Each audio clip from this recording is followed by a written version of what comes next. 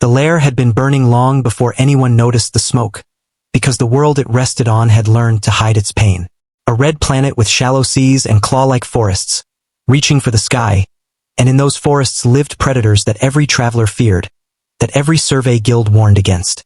They were called many things by many tongues, but among themselves, they had no word for monster or beast. They were simply people.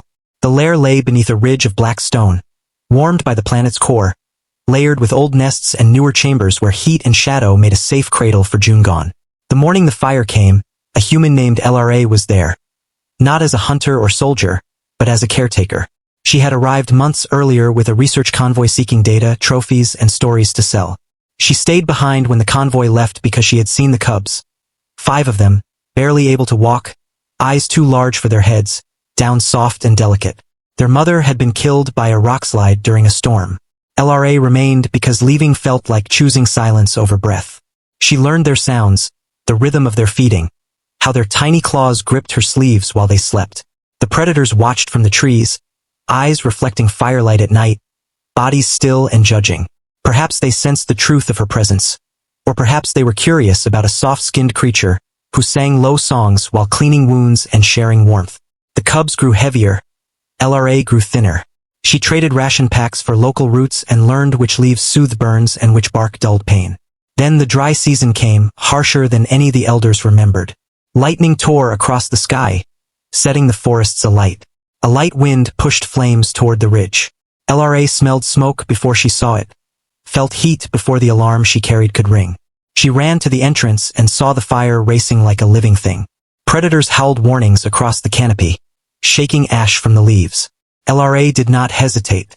She wrapped the cubs in woven cloth soaked from the spring and lifted them one by one. They cried, clinging to her neck, shoulders, and arms until she staggered under their combined weight. The lair filled with smoke. Heat pressed in like a handstone. Cracked stone rained around her. LRA covered her face and moved forward, guided by memory and instinct. Outside, the world had turned to a night of flame. Trees burned like torches. The ridge glowed. Predators emerged from the forest. Massive, scarred, eyes fixed on the human carrying their future. For a moment, no one moved. Then the elders stepped aside, creating a path through fire and ash. LRA ran. Her lungs burned, legs shook, vision blurred. Yet she did not slow. She felt claws dig into her back and shoulders. Not an attack, but terror. A burning branch fell behind her. The ground trembled as the lair collapsed, sealing the past under stone and flame. At the edge of the clearing, where the fire broke against a stream, LRA fell to her knees and lowered the cubs into the water. Steam rose. The cubs gasped, then calmed, shivering into silence. Slumped forward, her strength gone, LRA did not see the elders approach. She only felt the cool of the stream and the pounding of her heart. When she woke, the fire had passed, leaving a scar across the land. The predators stood around her in a wide circle. No weapons were raised. No teeth were bared. The eldest stepped forward, a massive figure with eyes like old embers. It bowed its head. LRA tried to sit up and failed. The claws lifted her, carrying her to a shaded place where leaves still breathed green. The cubs were there, curled together, alive. Days passed. LRA healed slowly under watchful eyes.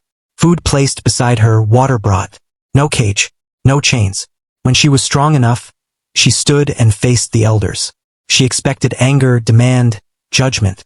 Instead, they showed her the valley beyond the burned ridge, where new dens were being carved, the future being built. When the cubs approached her, they did not cling in fear. They walked with confidence, tails high and eyes bright. LRA understood then, Deathworld's strength was not measured only by claws or fire, or by survival odds. Sometimes strength was the choice to carry what could not carry itself. When the next human ship arrived months later, they found no lair to burn, no predators to hunt. They found a valley guarded by watchful shapes, and a single human standing among them, welcoming her kin. Please follow my channel for more videos. One click from you can change my life.